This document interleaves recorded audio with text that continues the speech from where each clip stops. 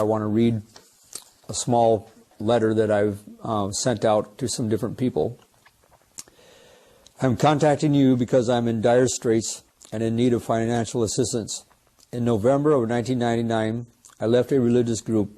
For lack of a better word, I will describe it as a cult. I had to leave behind my wife, an 8-year-old, a 12-year-old, and a 17-year-old son, and a 19-year-old daughter. I have a 24-year-old son in the Air Force and a 22-year-old son, who are both out of the cult. The 24-year-old does not want to speak of his experiences or have anything to do with my family. To get us perspective on the damage to human life that the leader of this cult has done, I will give a few numbers. Since 1975, over 350 people have joined or been born into this group. To the best of my knowledge, 187 of these people have left. Nobody leaves this group without being labeled a traitor and a Judas. Along with that, all are damned to hell, cursed in this life with prediction of disease, bad fortune, and other calamities. I'm in touch with 57 of these ex-members. All are crippled mentally, spiritually, and some even physically by what they went through. There will be lifelong trauma for all of us. We are the survivors. Some examples of abuses that were solitary confinement in barrels, whippings, shocking with a cattle prod, beatings with boards, mental and physical cruelty to children and adults, alienation of affection, and obstruction of family relationships. There was deprivation of food, sleep, bathroom privileges, medicine, home, education, and money. We gave up much of our incomes, our own personalities, and some were told to carry guns to protect Rama. 9 people didn't make it. They died as infants with no medical care or as adults who died in head-on car crashes after working themselves into the ground and going on about 4 hours of sleep or less for years. Some died from illnesses with no medical or medicine or comfort because they were paying for their sins. A few even went crazy and walked around talking incoherently for months. As hard as it is to believe, I dedicated my life to this group for 24 years. My wife and I joined in January of 1975. I was 24 and my wife was 22. I had a teaching degree in industrial arts, and I had received recognition for my achievements as a promoter of geodesic domes. I was in the process of starting my own dome company and was also working as shop foreman and furniture designer for a custom furniture making shop. I was intending to live a life expressing myself through my creativity. By a chance invitation from a friend to hear a man talk about the future, we came upon this group. What initially looked very inviting and truthful steadily took over our lives and controlled us. Over time, Rama destroyed my marital relationship with my wife and tried to turn my children against me. This was what he did with every family to get better control over every person. The mind control that we were under gripped the very core of our consciousness and permeated every aspect of our lives. We could do nothing without involving Brother. Brother, the leader of this group, was a converted Hindu from India named Rama Behera. A few years ago, he changed his name to Dr. R.C. Samanta Roy. I believe he did this to escape the bad stigma that had developed around his name and to reinvent himself as a humanitarian. I have no idea how he got his doctor status because he had not completed any degree work that I know of.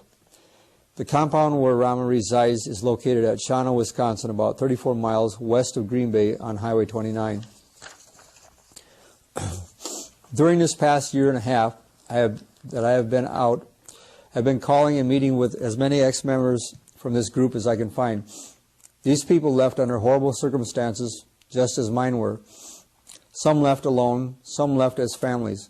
All left as destroyed people who had to start their life over, feeling cursed and damned to hell by Rama, rejected by family, alienated from society, and financially ruined. I have gathered these people into a network of wounded souls who are cheering me on, but are not able to do much else. Around 154 people are still in there, many of them young children. A small group of us are trying to stop Rama so he will lose control over these people's lives. Some moral support is coming from the other ex-members. We have a major problem, though. Everything costs some money.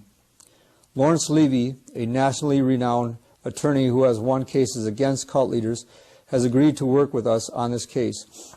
I started out with a local attorney and psychologist. I found out that even though these men were competent in their fields, they had no experience with cults and the mind control issues we had to live through.